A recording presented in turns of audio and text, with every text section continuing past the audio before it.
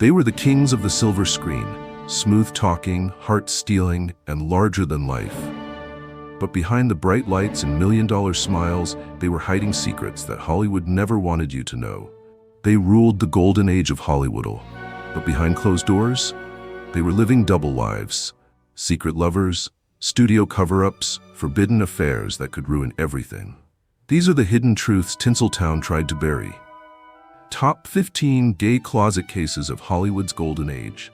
And trust us, you won't see these legends the same way again. Anthony Perkins will forever be remembered as Norman Bates, the boyish, haunted motel owner who shocked the world in Psycho. But behind that chilling performance was a man grappling with fears far more personal. Despite being married with 2 children, Perkins spent much of his life in the closet, carefully navigating Hollywood's unwritten rules. One of his most talked-about relationships was with fellow actor Tab Hunter, though the romance remained hidden in the shadows of industry expectations. In Split Image, biographer Charles Weinkauf explored Perkins' secret world.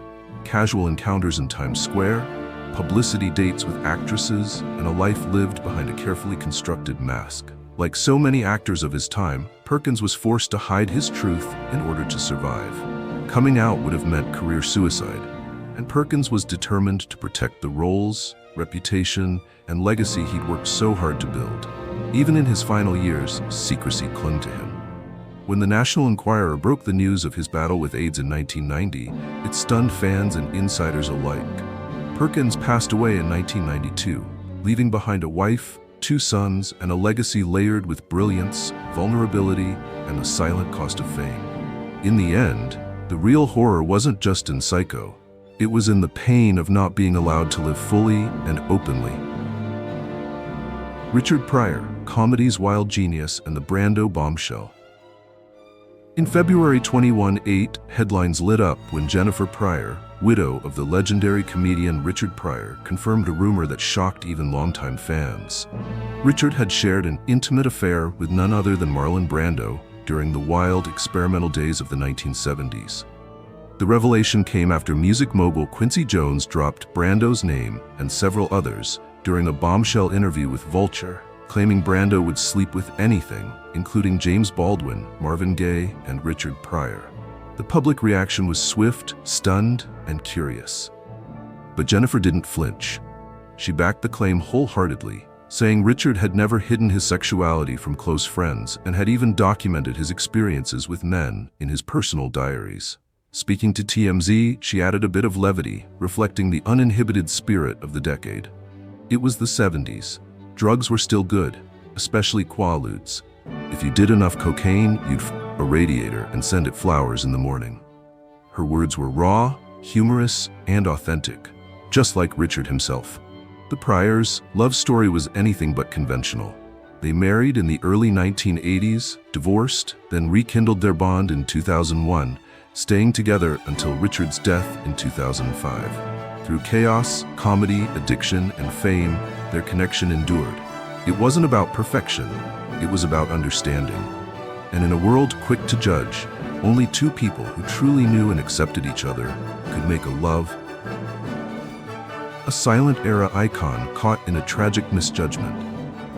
In the roaring 1920s, Ramon Novarro wasn't just a movie star. He was a fantasy come to life. With his dark eyes and irresistible charm, he became one of Hollywood's earliest sex symbols, capturing hearts in silent films like Ben-Hur.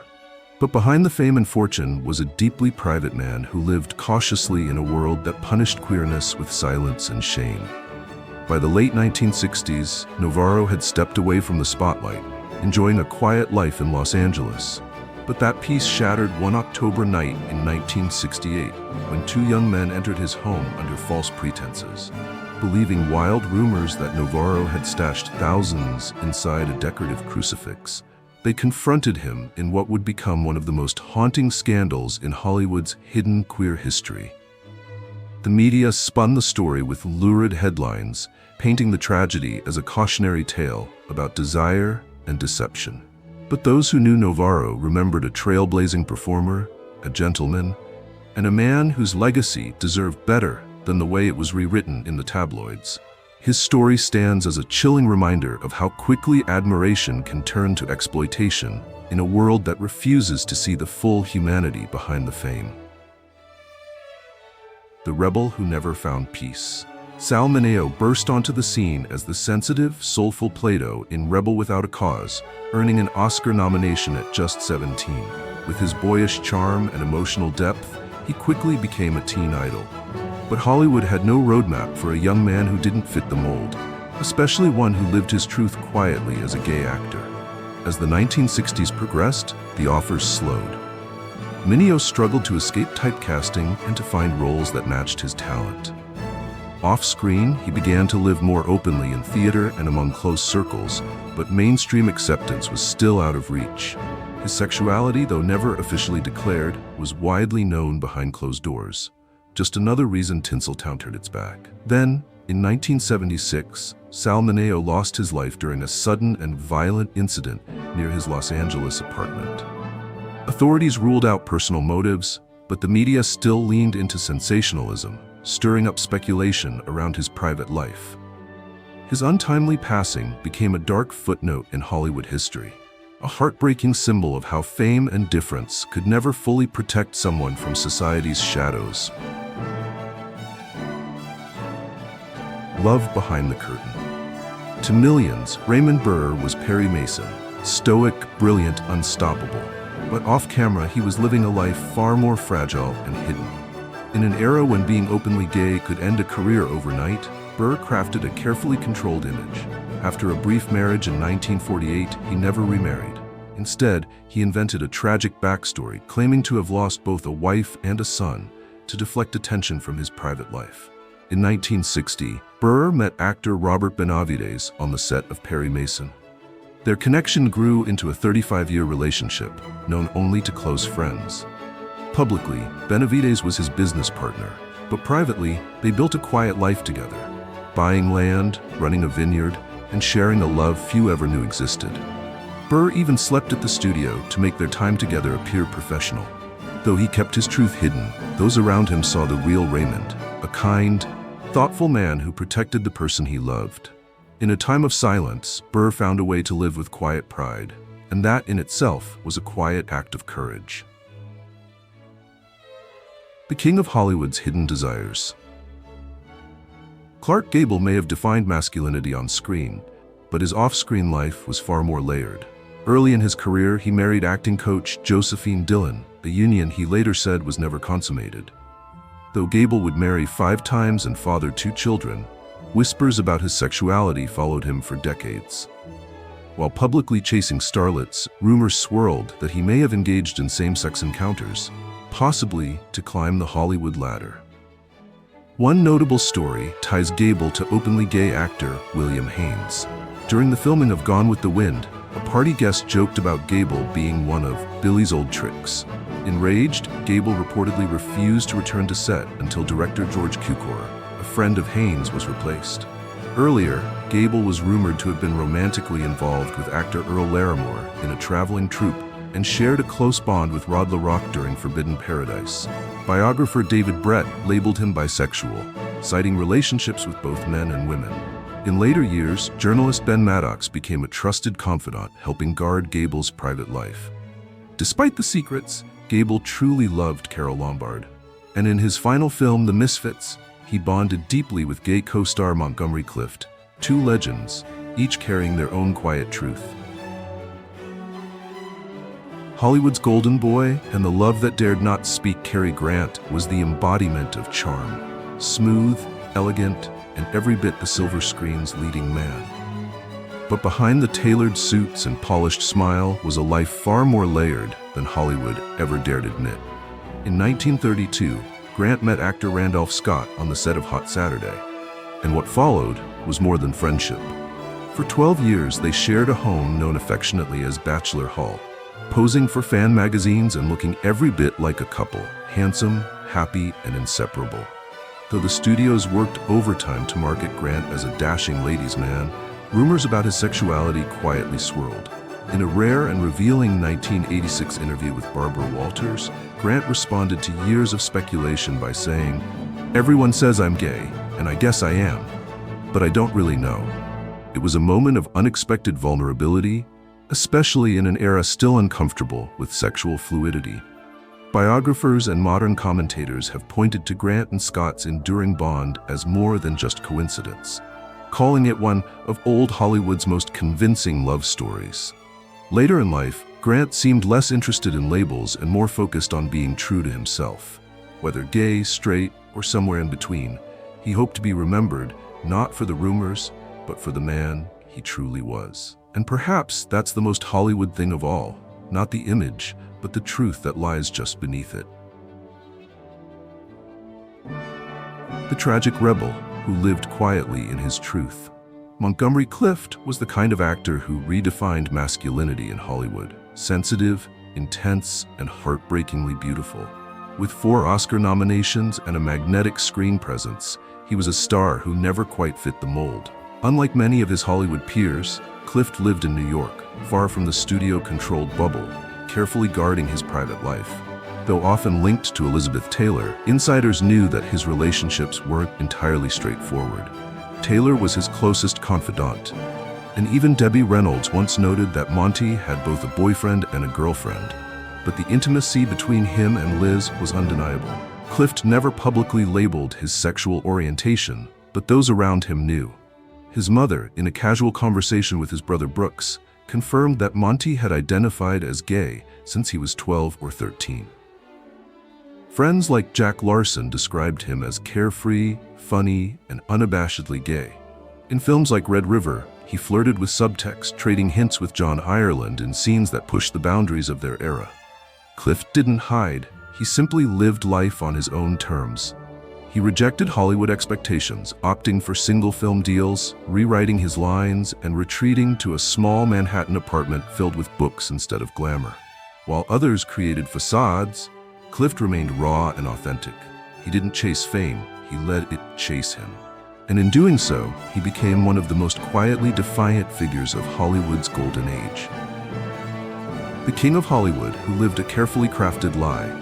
To the world, Rock Hudson was the embodiment of American masculinity. Broad-shouldered, effortlessly charming, and always the leading man. On screen, he romanced the most beautiful women with ease. But off-screen, he carried a secret that Hollywood refused to accept. Rock Hudson was gay, something he was forced to hide behind studio-orchestrated dates and a short-lived marriage designed to silence whispers and protect box office profits. For decades, he lived behind a polished image, smiling for the cameras while denying his truth. It wasn't until 1985, when Hudson's battle with AIDS became public, that the illusion finally cracked. The revelation stunned the world and shattered the myth of Hollywood's invincibility. Fans were heartbroken, the industry was shaken. In the aftermath, Hudson became more than a movie star. He became a symbol of how deeply the system demanded conformity, even at the cost of one's soul. And in his final chapter, he did what he was never allowed to do in life. He told the truth and forced the world to face it. The enigma behind the spotlight. Spencer Tracy was the kind of actor who made everything look effortless. With 2 Oscars and a career spanning decades, he was the gold standard in old Hollywood. But off-screen, he was far more complicated. A devout Catholic, Tracy remained legally married to Louise Treadwell despite a long estrangement. Their marriage produced 2 children, but they never divorced, a decision often tied to his faith. Meanwhile, rumors swirled about Tracy's sexuality, with whispers of romantic entanglements, not just with starlets like Ingrid Bergman and Hedy Lamarr, but also with men. The most persistent speculations centered on a rumored long-term relationship with actor John Derek, and many questioned whether his famous connection with Katharine Hepburn was more studio strategy than true romance. In a Vanity Fair article, Hollywood insider Richard Gully casually hinted at Tracy's fluidity, igniting fresh debate. Hepburn reportedly bristled at the claim, and Tracy's daughter called it absurd. But the question lingered. Despite bouts of deep depression and a battle with alcoholism that once led him to trash a film set, Tracy remained magnetic on screen. As Humphrey Bogart once said, "Spence is the best we have, because you don't see the mechanism at work." Maybe that's true off-screen too. Tracy's greatest role may have been hiding the parts of himself Hollywood never allowed him to show. the rebel who kept us guessing. James Dean burned bright and fast, gone at just 24, but immortalized forever. With his smoldering looks and tortured soul, he became the face of youthful rebellion. While millions mourned the loss of a rising legend, behind the icon was a man whose personal life has remained steeped in mystery. Dean had relationships with women like Pier Angeli and Ursula Andress, but whispers of his attraction to men were just as persistent. When asked about his sexuality, Dean once replied, "No, I'm not a homosexual, but I'm also not going to go through life with one hand tied behind my back." Those words only deepened the intrigue. His close friend and former roommate, William Bast, later admitted to intimate encounters with Dean, describing their bond as complex and emotionally intense. Author Jonathan Gilmour made similar claims, and director Nicholas Ray referred to Dean as bisexual. Even Elizabeth Taylor said Dean once confided in her about being sexually abused by a priest after his mother died, adding another layer to his deeply private struggles.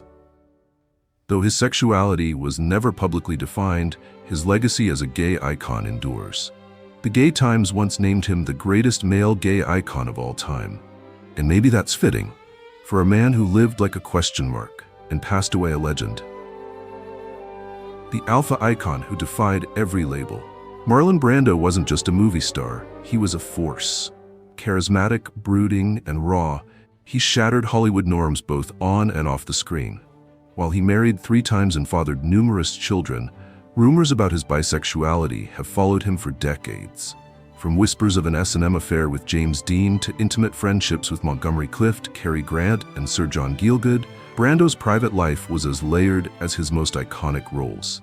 In a 1976 interview, Brando casually confirmed what many had long suspected, saying, "Like a large number of men, I too have had homosexual experiences, and I am not ashamed."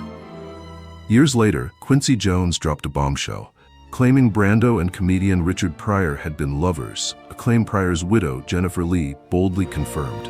Other accounts describe Brando's dynamic with Dean as emotionally detached, more about power and dominance than love. But perhaps the most meaningful bond was with author James Baldwin.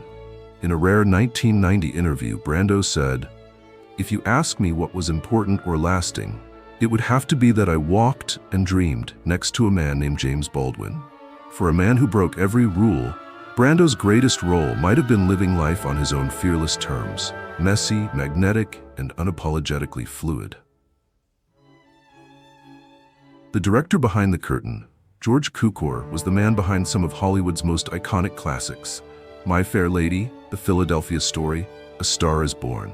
His genius with dialogue and complex female characters made him a favorite among stars. But behind the camera, Cukor lived a double life. As an openly gay man in private circles, he hosted legendary gatherings at his Hollywood Hills home, filled with actors and artists who couldn't live their truth publicly. The industry knew, but never acknowledged. Studio heads kept Cukor in a creative box, praising his work while pretending not to see the truth they feared. When he was unexpectedly fired from directing Gone with the Wind, rumors swirled that it wasn't creative differences, but his identity that got in the way. He never spoke out. He didn't need to. Cukor outlasted the machine that tried to shrink him. He built a career on style, subtext, and subtle defiance. And while his name may not always lead with scandal, his legacy quietly celebrates a man who directed more than films. He directed a life on his own terms, in a world that refused to see him. The laugh track to a lonely truth. Paul Lynd made America laugh. His razor-sharp wit and flamboyant charm lit up television screens in shows like Bewitched and Hollywood Squares. With a voice full of mischief and a face built for punchlines, he became a household name.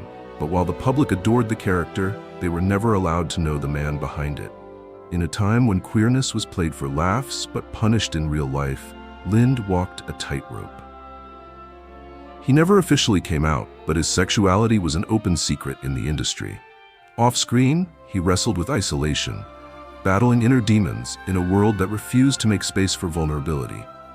The laughter he gave to millions became a mask he wore a little too well.